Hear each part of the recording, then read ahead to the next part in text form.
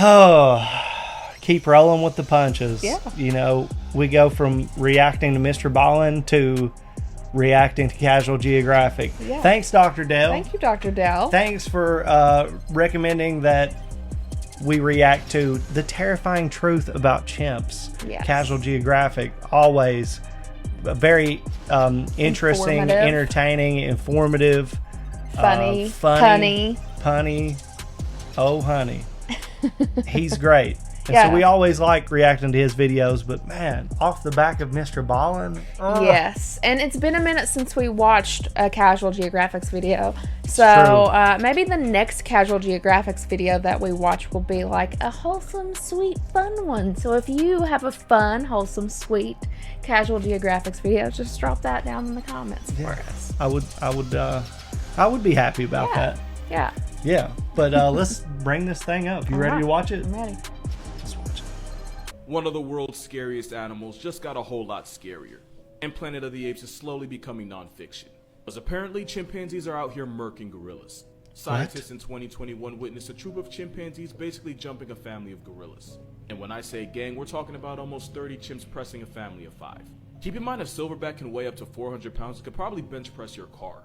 And according to witnesses, the silverback was eating chimps left and right like they were paper mache.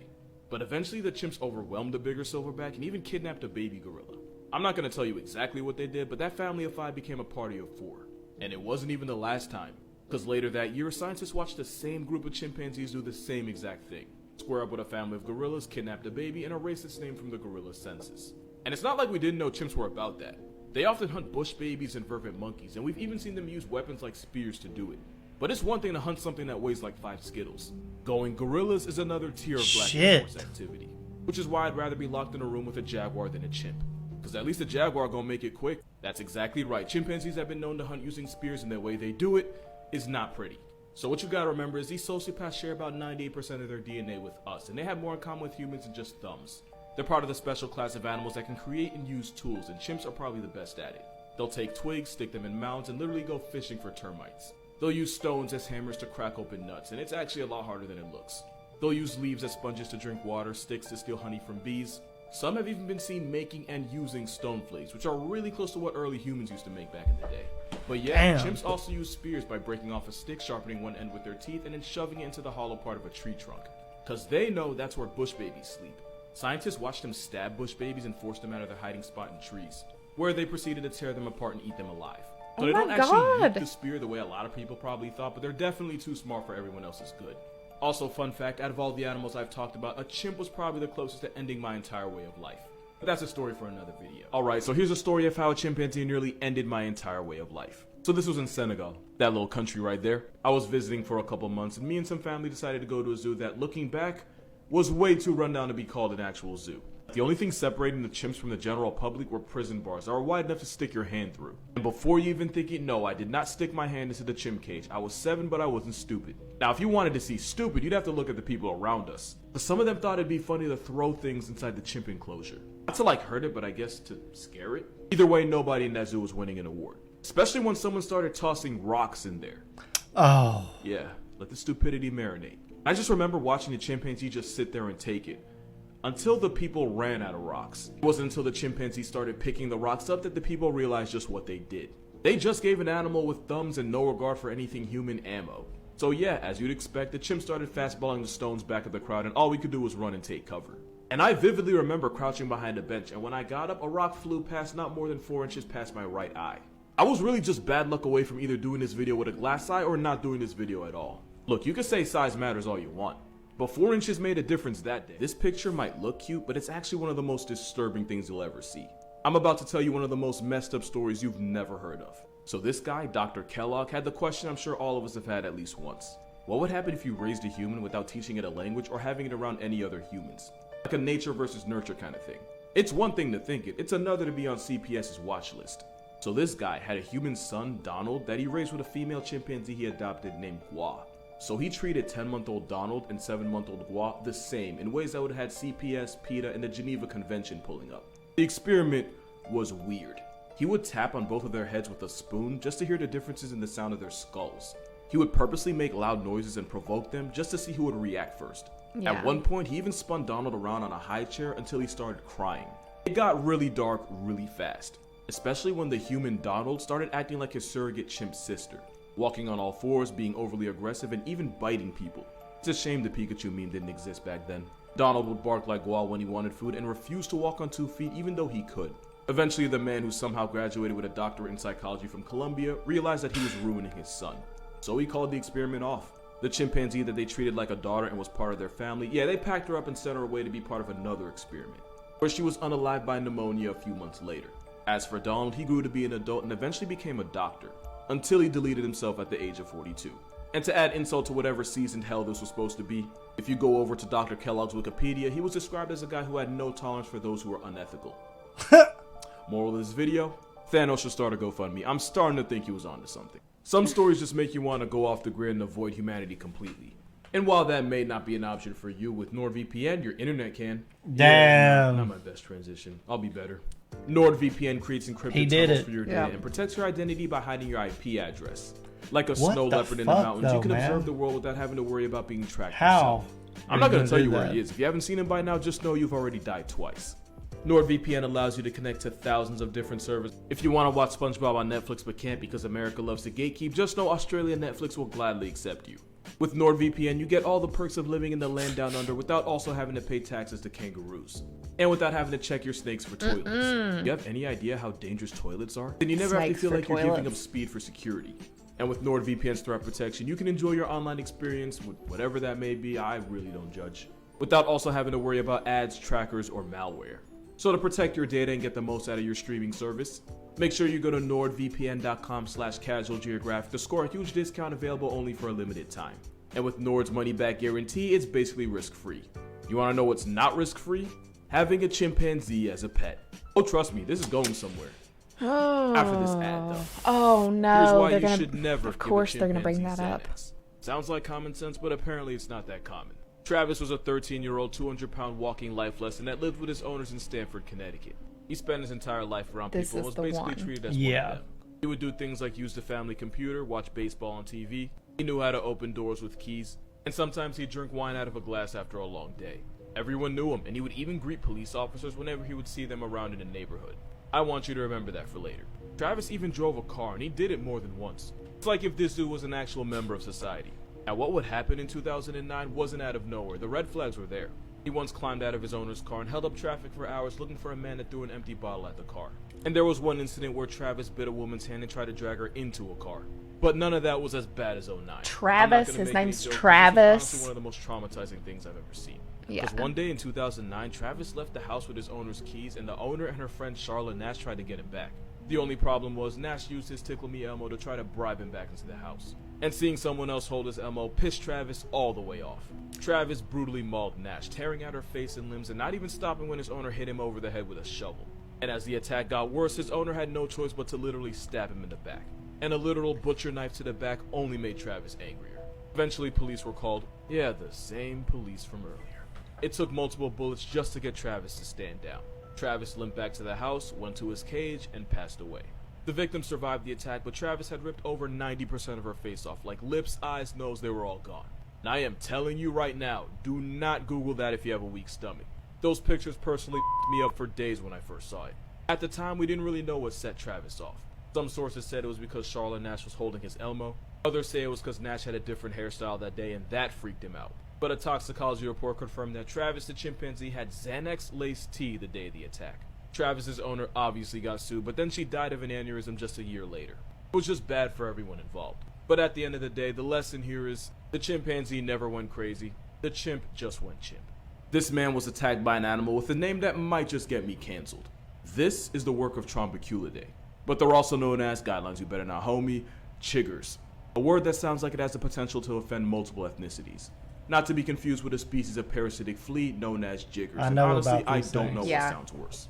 Chiggers, or chiggas, which is apparently less offensive, is a type of mite found all throughout the world, but the most infamous ones are found in the southeastern US, Midwest, and Mexico. I low-key forgot the warning, so if you don't like bugs, this might not be the video for you. Cause chiggas don't really bite, they'll actually just burrow themselves into your skin, make a little hole, and then spit out enzymes that break down skin cells, which is exactly where the swelling and irritation comes from. The worst part is, you usually don't start itching until after the larvae falls off you. It's like you're not allowed to suffer until they're done with you. And once they are, they fall to the ground where they end up becoming their harmless adult forms. And normally the bumps they leave heal on their own. Also, the chiggas in North America usually don't carry disease. They're just really annoying to be around. But yeah, I can't tell you who named them, but I can tell you they did not have a good home life. And I feel like someone owes me reparations for making me say it. So somebody sent me this, and I actually think there's a right answer here. But first, I'm actually curious. Which one would you choose? Like, which one do you think you'd have the best shot with? Off rip, we can go ahead and eliminate the rhino. For a couple reasons. Rhinos have really bad eyesight and even worse anxiety. Mostly because they have to share a zip code with animals that would literally eat them balls first. Life is multiple choice, and rhinos consistently choose battery. So if this anxiety-riddled warhorse has a panic attack near you, you will be a chalk outline. The Komodo's an instant game over too. Because Komodos don't flatline their prey with bacteria the way we thought they did. This homicide gecko is actually venomous. And they've been known to dig out human graves and eat the corpses, so don't think you can't get meal prep too. One bite and it's credits, and there's nowhere in the apartment you can go where this 10-foot leather assault weapon can't get you. Fuck that, Now, dude. the Jaguar is actually an interesting one. Jaguar attacks on people are really rare. They're usually in self-defense. So you'd actually have a better chance of surviving in a room with a Jaguar as long as you don't provoke it or do anything to make him think you're food. However, Jags are solitary, and in a one-bedroom apartment, if that Jaguar feels like you're in its space, it could be lights out. Which is why your best shot is actually with the gorilla. They're natural pacifists that won't waste the calories attacking something that they don't view as an immediate threat to them. So as long as you don't look him in the eye, or smile at him unless you're trying to be Harambe's roommate, your best chance at winning and, living is with the gorilla. I want to show y'all something. So I made a video on this, and a lot of people are commenting how they choose the Komodo since all they'd have to do is climb a counter, just wait there for 37 minutes. Some even said they can manhandle the leather assault weapon if they needed to. I'm not going to talk about how Komodos can be nearly 10 feet long. I'm not going to mention the fact that young Komodos can climb trees. And I'm certainly not going to acknowledge the fact that out of all the animals here, Komodos are the only ones that will actively eat humans. Nah, I'm not going to talk about any of that. Instead, I'm going to show you this.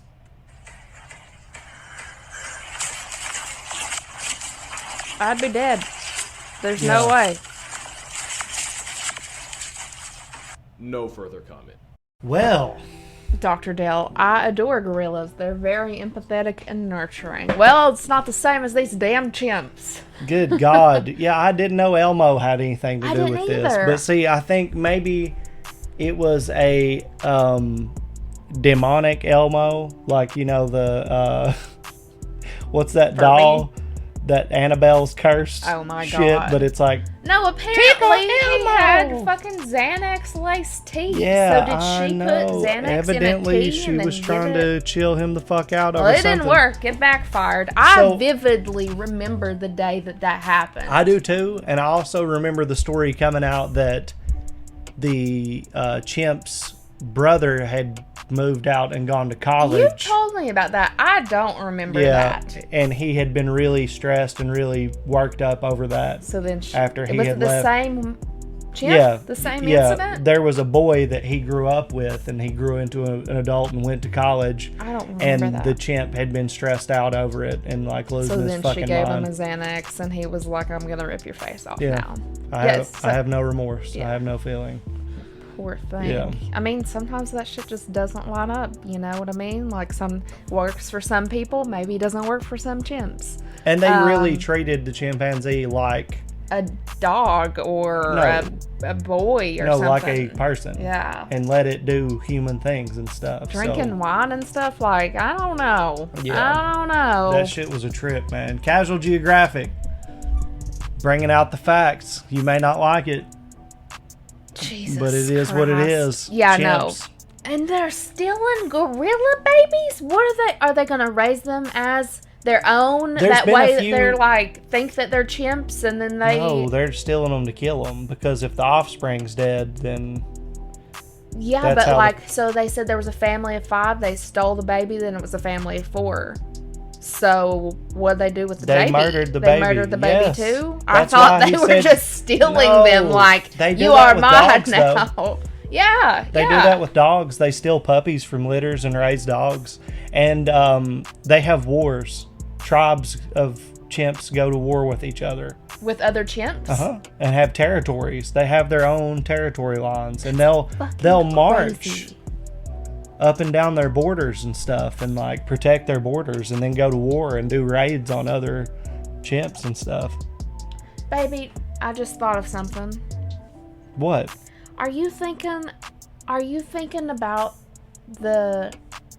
the what is the chimpanzee war movie? What Are you is talking about Planet of the Apes? Listen, I'm not. Listen, Planet of the Apes.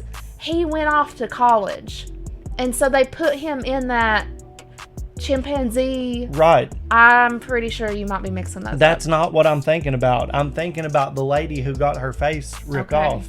Like that whole story. I just was like, that does sound familiar. Do you and then I ever was think like, that fantasy wait a second. draws from real things that happen sometimes? I just don't remember that being well, the case. I think that happened after Planet of the Apes. 2009. Planet of the Apes was pretty early. The Mark Wahlberg one. Is that what you're talking about? The remake? Yeah. That happened when we were growing up? Yeah, that happened before. The movie came out before this happened even. I don't think so. I think it's right over here. I'm pretty sure I've Hold got on. it right over I'm here. on Google. I don't remember which Planet of the Apes it was, but hold on. Planet of the Apes. The one that I'm talking about was Planet of the Grapes. Was it Mark Wahlberg? Mark Wahlberg was in the reboot Planet of the Apes, like the first one in the early 2000s. No. Not like the 2001. No. The like 2010. Was it like James Franco or something was in it? Was it James Franco? Hold on. 2000. I'm going to put 2010. It was 2011. So the boy went off to college in that movie. Yeah, this incident happened in 2009. Freaked out. Or ape. That chimpanzee freaked out. It's a crazy story. Casual Geographic is the kind of guy that's going to deliver this sort of news to you. So if you're interested in stuff like that, I suggest that you go subscribe to his channel and support him. He's on TikTok. He's on Instagram. He's on YouTube. He's on the internet. He's on Instagram trying to get verified. Yes, he's trying to get verified on Instagram. So go give Casual Geographic some love. And thank you for tuning in. We really appreciate you. We'll see y'all on the next one. See you guys.